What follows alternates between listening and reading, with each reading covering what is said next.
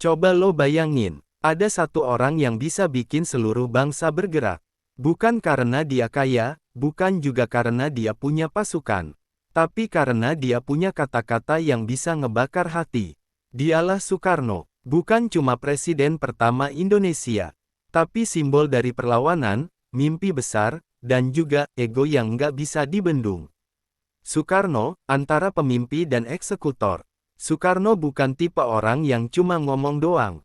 Tapi ketika dia bicara, dunia berhenti sebentar buat dengerin. Filosofinya, gantungkan cita-citamu setinggi langit. Buat remaja sekarang, ini bukan sekadar motivasi. Ini tamparan. Soekarno percaya, bangsa yang besar lahir dari mimpi besar, bukan dari kompromi dan rasa aman. Dalam dunia nyata, kalau Soekarno hidup sekarang, dia bakal jadi visioner keras kepala. Dia nggak bakal nurut sistem, justru dia akan menciptakan sistem sendiri. Mirip CEO startup idealis, tapi versi negara. Ego besar, tapi punya alasan. Jangan salah, Soekarno itu egonya besar, tapi itu yang bikin dia berani berdiri di atas panggung dunia dan teriak. To build the world anew. Orang biasa mungkin takut salah. Tapi Soekarno, dia lebih takut kalau nggak dicatat sejarah.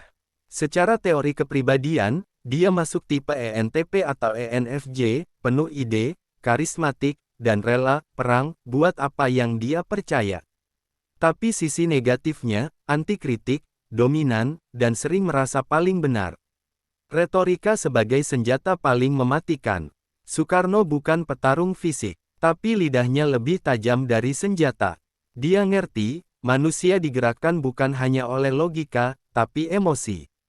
Makanya pidato-pidatonya bukan cuma informasi, tapi orasi yang bisa ngerubah cara pandang orang. Bayangin kalau dia jadi konten kreator zaman sekarang. Dia bakal jadi influencer politik nomor 1. Bukan karena endorse, tapi karena ideologinya bikin orang mikir dan ikut bergerak. Nasionalismenya bukan gimmick, tapi tulen. Soekarno nggak cuma cinta Indonesia. Dia jatuh cinta gila-gilaan sama negaranya. Dia marah kalau lihat rakyat dijajah, dia benci banget kalau bangsa ini direndahkan. Dan dari situ muncul prinsip hidupnya. Aku ini bukan apa-apa tanpa rakyat. Tapi bersama rakyat, aku bisa mengguncang dunia. Kalau dia hidup hari ini, mungkin dia bakal marah lihat generasi muda sibuk debat receh, lupa sama misi besar, bikin Indonesia berdiri gagah tanpa harus tunduk ke barat atau timur. Soekarno dan dunia remaja hari ini. Soekarno ngajarin kita satu hal. Berpikirlah besar, tapi jangan lupa berjuang. Buat remaja hari ini yang galau, gampang nyerah, dan suka ikut tren tanpa mikir, Soekarno mungkin bakal bilang, kamu bukan generasi TikTok, kamu generasi penentu masa depan.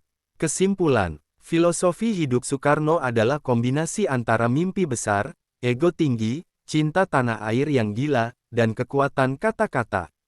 Kalau dia lahir di generasi sekarang, dia nggak bakal jadi penonton. Dia bakal jadi pemain utama, yang bikin sejarah baru, bukan cuma ikut tren.